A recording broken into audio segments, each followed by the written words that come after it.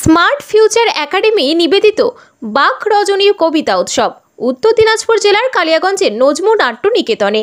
এই বাক রজনী কবিতা উৎসবে স্মার্ট ফিউচার একাডেমির ছাত্রছাত্রীরা সাংস্কৃতিক অনুষ্ঠানে অংশগ্রহণ করে দর্শকদের মন জয় করে। উপস্থিত ছিলেন বিশিষ্ট কবি আর্য তীর্থ, বিশিষ্ট সাহিত্যিক তমগ্ন সরকার, ওঙ্কারনাথ ভট্টাচার্য, মনীষ মুখোপাধ্যায় এবং দেবব্রত দাস। কর্ণধার স্মার্ট ফিউচার একাডেমি তথা শিক্ষাব্রতী ও সমাজসেবী বর্ণালী সরকার দাস, স্মার্ট ফিউচার একাডেমির প্রিন্সিপাল সহ এই স্কুলের ছাত্রছাত্রী, অভিভাবক সহ অন্যান্যরা। মূল উদ্দেশ্য কি? দেখুন, আমরা প্রতি বছরই এই অনুষ্ঠানটা যৌথভাবে করে থাকি। বাকরঞ্জনী কবিতা উৎসব বলতে যেটা বোঝায় সেটা হলো যে আমাদের এখানে বাকরঞ্জনী বলে একটা সংস্থা রয়েছে, যার মূল কর্ণধার হচ্ছেন তনিমা তিয়াশা, এবং ওনার উদ্যোগে এই প্রোগ্রামটা প্রত্যেক বছরই হয়ে থাকে। শুধু তাই নয়, এর সাথে সাথে আরও প্রায় 10-15টি নাচের স্কুল এবং গানের স্কুল এই প্রোগ্রামের সঙ্গে পার্টিসিপেট করে। সব মিলে যেটা হয় সেটা হলো কালিয়াগঞ্জের যে পুরনো সংস্কৃতি এবং বর্তমান সংস্কৃতি, সেটা প্রত্যেক বছরই একবার করে আলোচনার আসর বসে 2 দিন ব্যাপী।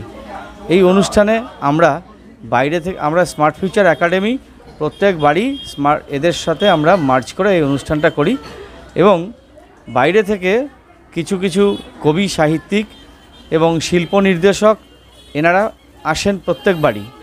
তো কবিতা চর্চার একটা বিরাট আসর বসে এখানে।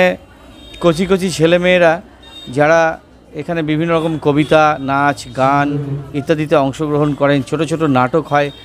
সত্যজিৎ রায় থেকে শুরু করে বিভিন্ন কবি এবং বর্তমান এবং যেটা অতীতের যারা ছিলেন, বিগত 500 বছর ধরে কবিতার যে বিবর্তন হয়েছে তার উপরে চিন্তাভাবনা করে একটা বিশাল আলোচনা সভার সৃষ্টি হয়।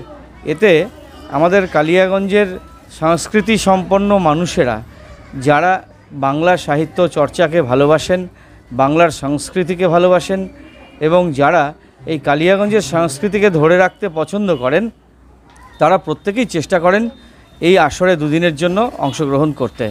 সেখানে আমাদের স্মার্ট ফিউচার একাডেমিও প্রত্যেক বছরের ন্যায় এবছরেও আমরা অংশগ্রহণ করেছি, এবং আমাদের স্টুডেন্টরা তাদের একটা পার্ট তারা পারফর্ম করেছে সাফল্যের সঙ্গে।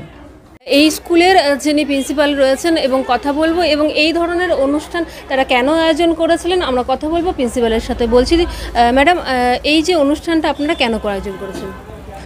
হ্যাঁ, এখানে নজমু নাট্য নিকেতনে তনিমা তিয়াশা উনি আবৃত্তি শেখান।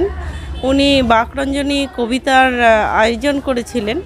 এখানে 2 দিন ব্যাপী অনুষ্ঠানটা চলছে। সেখানে দ্বিতীয় দিনে আমাদের 15 মিনিটের স্লট ছিল। 15 মিনিটের মধ্যে আমরা একটা ড্রামা ছিল আর ড্যান্স, আবৃত্তি এগুলো ছিল। 15 মিনিটের মধ্যে বাচ্চারা সুন্দরভাবে পারফর্ম করেছে।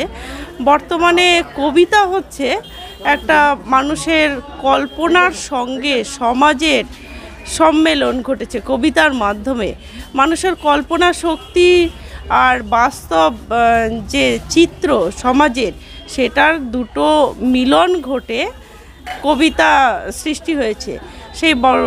আমরা বর্তমানে কবিতা লেখা, কবিতা পড়া এগুলো ভুলে যেতে বসেছি। সেই কারণেই এগুলো জাগিয়ে তোলার জন্য ওরা এই অনুষ্ঠানটা করে। কবিতা চর্চা, সাহিত্য চর্চা। বাইরে থেকে অনেক সাহিত্যিক, কবি সাহিত্যিকরা এসেছেন, তারা এখানে অংশগ্রহণ করেছেন। আমাদের 15 মিনিটের স্লট ছিল। 15 মিনিটের মধ্যে বাচ্চারা সুন্দরভাবে পারফর্ম করেছে। বন্ধু মানে নীল সাগরে উঠছে পড়া ঢেউ, বন্ধু মানে ঘুম পাড়ানো, রাত জাগানো কেউ। হ্যাঁ, পরের বিষয় বন্ধুত্ব বা বন্ধু। Today's special, once again, special program, that is Bakarjani's program. So let me start. This is Monalisha Raipal. মূল বক্তব্য রাখবেন বাংলা সাহিত্য জগতে প্রখ্যাত উপন্যাসকার শ্রী মনীষ মুখোপাধ্যায়। মনীষ মুখোপাধ্যায় একজন বাংলা সাহিত্যিক, যিনি বিভিন্ন উপন্যাস লিখেছেন, যেমন ধূমবতী মন্দির পালন করে থাকি এবং অন্ধমত। আপনাদের সকলকে এইখানে রবিশঙ্করের শ্বেতা এবং আপনারা যেটা কাল্ট ক্লাসিক যে ফ্লুট মিউজিকটা বাঁশির ধ্বনিটা এটা পরবর্তীকালে উপসংহারেও শিক্ষকদের কিছু জন্য মানিত হয় সঙ্গীত ধ্বনিটা। ওই মজার গল্প লিখি আমার নিজের যমজ 2 ছেলে মেয়ে চিকু আর মনুকে নিয়ে আমার ধারাবাহিক কিছু লেখা অনেকে ফেসবুকে পেতে পারেন, যদি ইচ্ছা হয় পড়তেও পারেন।